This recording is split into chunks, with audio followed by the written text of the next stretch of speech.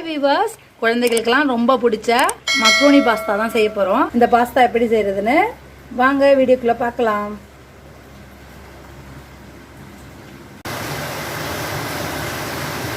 நான் 1 cup macaroni pasta எடுத்துருக்கேன். இதை எப்படி வேக வைக்க போகிறோன்னு வாங்க பார்க்கலாம். மக்ரோனி பாஸ்தாவை வேக போகிறதுக்கு முன்னாடி தண்ணியை நல்லா ஹீட் பண்ணிடணும். அது கூட கொஞ்சமாக சால்ட்டு, எண்ணெய் 1 ஸ்பூன் ஊற்றிக்கிறேன். இப்போ இந்த பாஸ்தாவை இதில் போட்டு வேக வைக்க போகிறேன்.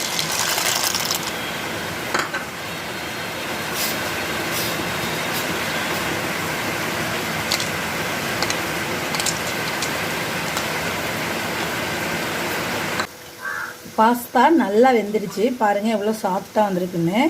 இந்த டைமில் தான் நம்ம எடுத்து வச்சிடணும். இந்த டைமில் நம்ம அதை வடிகட்டி வச்சிடலாம்.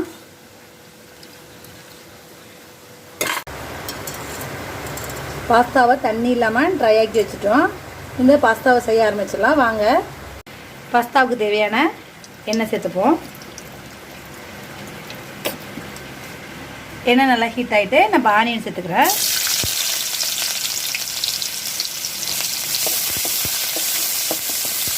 ஆனியன் நல்லா வதங்கினதுக்கப்புறம் நம்ம வெஜிடபிள்லாம் சேர்க்க போகிறோம்.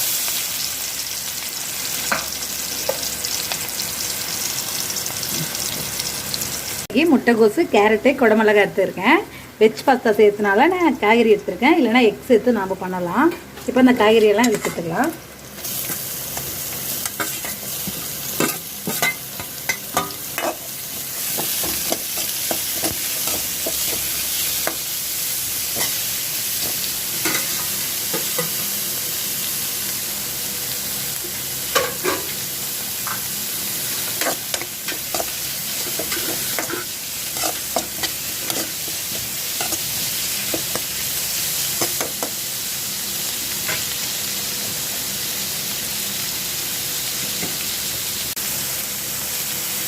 இந்த வெஜிடபிள்லாம் வேகிறதுக்காக சால்ட்டு கொஞ்சமாக சேர்த்துக்கிறேன்.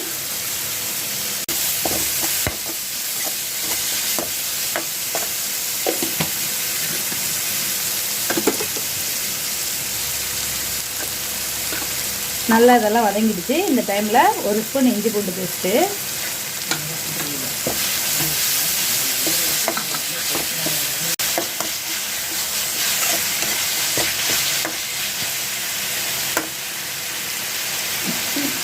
வெஜிடபிள்லாம் நல்லா வந்துடுச்சு. இந்த டைமில் கொஞ்சமாக மஞ்சத்தூள், கரம் மசாலா,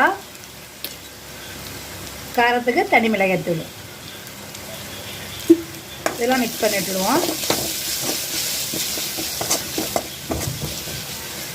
எல்லாம் மிக்ஸ் ஆகிட்டு இந்த டைமில் டொமேட்டோ சாஸ் எடுத்துக்க போகிறோம்.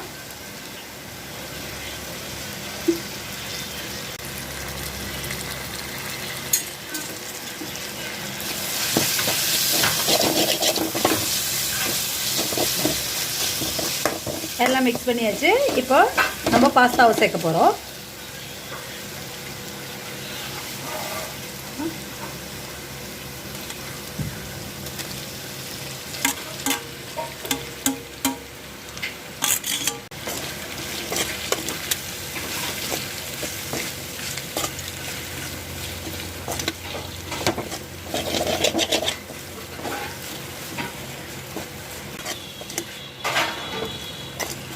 அவ்வளோதான், நம்ம குழந்தைகளுக்கெல்லாம் பிடிச்ச பாஸ்தா ரெடி ஆயிடுச்சு. கடைசியாக கொத்தமல்லி தழை தூவி இறக்க வேண்டியதான்.